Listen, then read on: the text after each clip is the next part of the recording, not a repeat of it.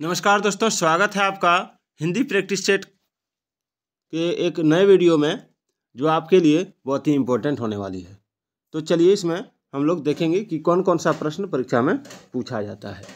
तो पूरा वीडियो देख के जाइएगा, ये आपका सभी परीक्षाओं के लिए उपयोगी है, चाहे आप एसएससी का तैयारी कर रहे हैं या फिर जेएसएससी का या झारखंड पुलिस, बिहार पुलिस या इंडियन आर्मी का या फिर यूपी पुलिस कांस्टेबल का, जिसका भी तैयारी कर रहे हैं सबके लिए ये बहुत ही इम्पोर्टेंट हो रहा है। ये आपका बिहार एसएससी और बीपीएससी दोनों के लिए है। तो चलिए देखते हैं। पहला सवाल प्रैक्टिस सेट 1 है। निर्देश है कि 1 से 5 तक दिए गए प्रश्नों को ध्यान से पढ़कर उचित विकल्प को चुनिए। पहला, निम्नलिखित में से कौन एक संयुक्त व्यंजन नहीं है? संयुक्त व्यंजन, देखिए हैक्ष जो है, हैक्ष को संयुक्त व्यंजन कहा जाता है। क्या कहा जाता है? संयुक्त व्यंजन। और त्र को भी संयुक्त व्यंजन कहा जाता है, ठीक है। और आप देख सकते हैं ज्ञ को भी संयुक्त व्यंजन कहा जाता है, लेकिन ये मूर्धा स्वर है, तो ये संयुक्त व्यंजन नहीं है। चलिए अगला सवाल देखते हैं। तो इसको बड़ा कर लेते हैं। अगला है, निम्न में से कौन शब्द तत्सम है? तत्सम, ठीक है। आग अग्नि का ही रूप है, ठीक है। आग जो है अग्नि का ही तद्भव रूप है, अग्नि तो होगा नहीं, ये भी नहीं है, ये दोनों अशुद्ध है। इसमें हो जाएगा आपका ऑप्शन ए, ठीक है। चलिए आगे बढ़ते हैं। संबंध कारक का चिन्ह है, संबंध कारक का चिन्ह, ठीक है। संबंध कारक का चिन्ह कौन सा है इसमें? तो संबंध होता है रा रे री, ठीक है, का के की, तो ये संबंध कारक का चिन्ह है, ऑप्शन सी हो जाएगा। अंग्रेजी शब्द ड्राफ्टिंग का भारत सरकार द्वारा स्वीकृत हिंदी अनुवाद, एक मिनट इधर लेके आते हैं, हाँ, अनुवाद होगा, कौन सा होगा? तो इसमें हो जाएगा ऑप्शन डी, प्रारूपण। इनमें से कौन एक विलोम युग्म नहीं है? विलोम युग्म, ठीक है, विलोम युग्म नहीं है, ये पूछा जा रहा है आपको। देखिए, गुण का उल्टा दोष होता है, पाप का उल्टा पुण्य, न्यून का उल्टा अधिक, और बृहद और विशाल दोनों का मतलब सेम होता है, ये दोनों पर्यायवाची है।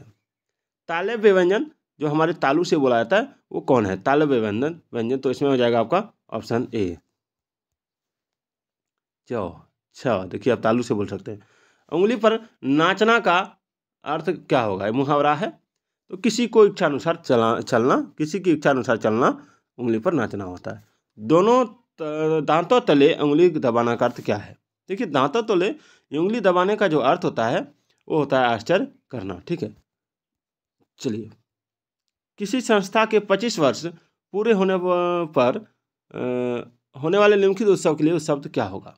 तो देखिए, जब कोई संस्था का 25 वर्ष पूरा होता है तो वो रजत जयंती कहलाता है। क्या कहलाता है? रजत जयंती। चलिए आगे बढ़ते हैं। निम्नलिखित में से उपसर्ग रहित शब्द कौन सा है? ठीक है, उपसर्ग रहित शब्द कौन सा है? तो देखिए, उपसर्ग रहित शब्द इसमें है संगम, क्रोध, आगे भी दिया है, इधर देखते हैं, विमोचन, प्रत्यर्पण। तो इसका आंसर हो जाएगा आपका उपसर्ग रहित शब्द क्रोध है। चलिए, संगम में सम है, ठीक है, और विमोचन में वी है, प्रत्यरोपण में प्र है। चलिए, अंतस्थ र ल व किस वर्ग के व्यंजन है? तो ये अंतस्थ वर्ण के, क्योंकि शुरू में हम अंतस्थ बोल दिए इसलिए अंतस्थ वर्ण के। इसको इस तरह आप रख सकते हैं, इसको अ न बोल के आप अंतस्थ अ बोलिएगा ना, अंतस्थ अ, तो ये आपका याद रह जाएगा कि ये चारों किस वर्ण के? तो अंतस्थ वर्ण के। चलिए आगे बढ़ते हैं। निम्नलिखित वाक्य का शुद्ध पदक्रम होगा। निम्नलिखित वाक्य का शुद्ध पदक्रम क्या होगा? ठीक है, इसमें देखिए एक वाक्य दिया है, तो सही पदक्रम यानी शब्दों का सही क्रम क्या होगा?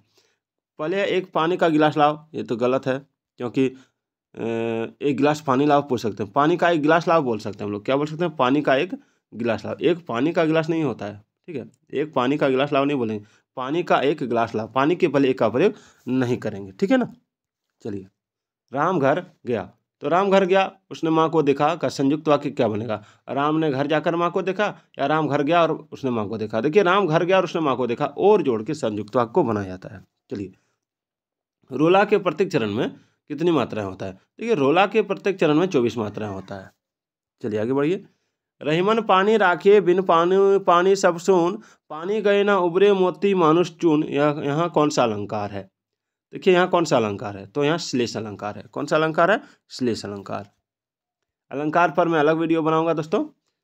सवाल है 16 से 20 तक कि दिए गए प्रश्नों को पढ़कर, एक मिनट मैं इधर आ गया हूँ, इधर आना हो चाहिए हमको, हाँ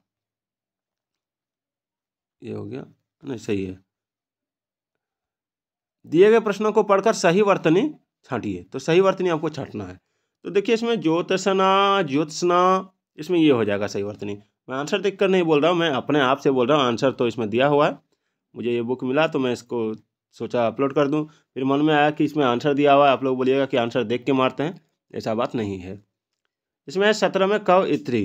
कव इत्री में हमेशा कव इत्री में कवि होता है, ठीक है, तब अत्रि होता है, ठीक है, और कभी भी इत्री नहीं होता है, कवि अत्रि होता है। चलिए आगे बढ़ते हैं।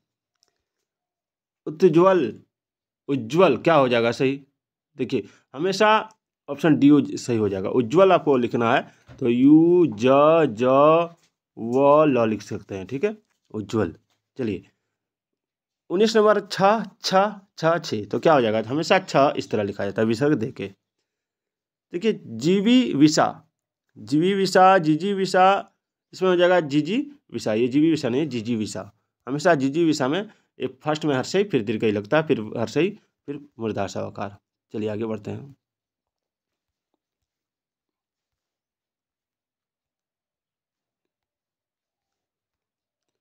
प्रैक्टिस सेट है हिंदी का। 21 नंबर सवाल से है कि सही सही विलोम शब्द चुनिए। सही सही विलोम शब्द आपको चुन के बताना है। देखिए अनादर का विलोम शब्द क्या हो जाएगा? तो आदर हो जाएगा। अभिज्ञ का विलोम शब्द क्या हो जाएगा? तो अनभिज्ञ हो जाएगा। और अत का क्या हो जाएगा? तो इति हो जाएगा, ठीक है। और करुणा का विलोम शब्द क्या होगा? तो करुणा का जो करुणा होता है ना, उसका विलोम शब्द निष्ठुर होता है, कठोर नहीं होता है, ठीक है ना।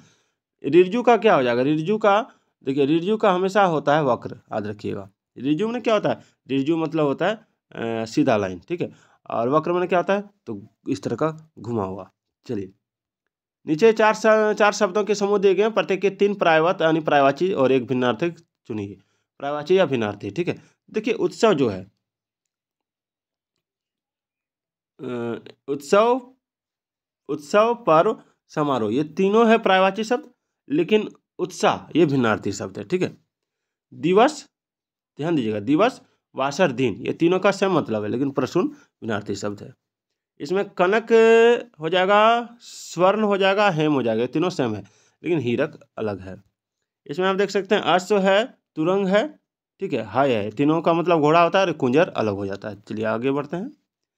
बादल, पयोधर, वारिज, वारिद, इसमें जो हो जाएगा वो हो जाएगा वारिज, ठीक है। वारिज नहीं होता है, पयोधर होता है, बादल होता है, वारिज होता है, वारिज नहीं होता है।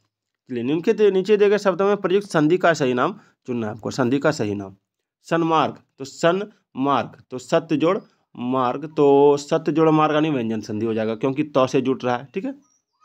आगे है ज्ञानोदय, यानी ज्ञानोदय यानी ज्ञान जोड़ उदय, तो ज्ञान जोड़ उदय, ये आपका स्वर संधि हो जाएगा, ठीक है, क्योंकि और हर्षों का मिलन हो रहा है। निराधार, निर जोड़ आधार, निह जोड़ आधार, विसर्ग संधि हो जाएगा, निह जोड़ आधार, निर यानी निह। निम्नलिखित शब्दों में से किसमें विसर्ग संधि है? देखिए विसर्ग संधि किसमें है? तो अत जोड़ एव, अत जोड़ एव, अतः जोड़ एव, ये नंबर में हो जाएगा। निम्नलिखित शब्दों में से किसमें व्यंजन संधि है? व्यंजन संधि सप्त जोड़ ऋषि, सप्त जोड़ ऋषि नहीं होगा, निर जो आधार ये भी नहीं होगा, सत्य जोड़ आकार, सत्य जोड़ आकार, ये हो जाएगा सत्कार, ठीक है, सद ये हो गया आपका सत्य जोड़कार, सत्कार। निम्नलिखित नीचे दिए गए शब्दों में प्रयुक्त समास के नाम का चयन करना है आपको, समास के नाम का। तो पीताम्बर, पित्त जोड़ अंबर, तो पीताम्बर यानी बहुव्रीहि, ठीक है। तो चरण कमल, चरण रूपी कमल, तो कर्मधार हो जाएगा, पीत है जिसके अंबर बहुव्रीहि होता है। घुड़सवार, गुड़ स्वार, तो इसमें क्या हो जाएगा? तो घोड़े का सवारी या घोड़े पर सवार। तो चौराहा, चौराहा जो हो जाएगा ये हो जाएगा 4 रास्तों का समूह यानी द्विगु, ठीक है। गर्व शून्य, तो गर्व शून्य, तो गर्व शून्य जो हो जाएगा ये हो जाएगा आपका करण तत्पुरुष, यानी गर्व में शून्य। दिए गए प्रश्नों को पढ़कर सही विकल्प को चुनिए। दिए गए प्रश्नों को पढ़कर सही विकल्प को चुनना, जो व्यर्थ की बातें करता हो तो उसको क्या बोलेंगे? तो वाचाल बोलेंगे। जो देखने में प्रिय लगता हो तो उसको बोलेंगे प्रियदर्शी। आगे बढ़ते हैं। आसान ना मानने वाला, आसान ना मानने वाला, तो जो आसान नहीं मानता उसको कृतज्ञ बोलते हैं, ठीक है। और जिसे कठिनाई से जीता जा सके तो होता है अजय, सॉरी अजय नहीं, दुर्जय। और बचपन और जवानी के बीच की समय अवस्था क्या है? तो इसको कहते हैं आपका व्यय संधि। चलिए आगे बढ़ते हैं। रिक्त स्थानों की पूर्ति सही विकल्प के द्वारा दीजिए। तो देखिए इसमें तन को कपड़ा न डस को रोटी, तो इसमें क्या हो जाएगा? खाने को रोटी, तन को कपड़ा न खाने को रोटी। चमड़ी जाए पर दमड़ी न जाए, ये हो जाएगा ऑप्शन डी। ठीक है, आइए इधर देखते हैं। महात्मा बुद्ध करुणा के साक्षात्कार थे, तो इसमें क्या हो जाएगा, इसमें हो जाएगा आपका ऑप्शन ए विग्रह। ठीक है, साक्षात्कार विग्रह थे। इनमें से डैश पुल्लिंग नहीं है, कौन सा पुल्लिंग नहीं है, तो वायु। उसके बाद चलिए, चुनाव क्षेत्रों का समय समय पर डैश किया जाता है, तो क्या किया जाता है, तो परिसीमन किया जाता है। तो दोस्तों, तो आज का ये वीडियो आपको कैसा लगा कमेंट करके जरूर बताइएगा। इसमें 50 सवाल था। ठीक है, अगला जो प्रैक्टिस सेट आएगा वो 2 आएगा, इसमें भी 50 सवाल रहेगा। तब तक के लिए फिर मिलते हैं। पूरे में 11 से 12 प्रैक्टिस सेट इस बुक से आपको बताऊंगा। तो फिर मिलते हैं। जय हिंद, जय भारत।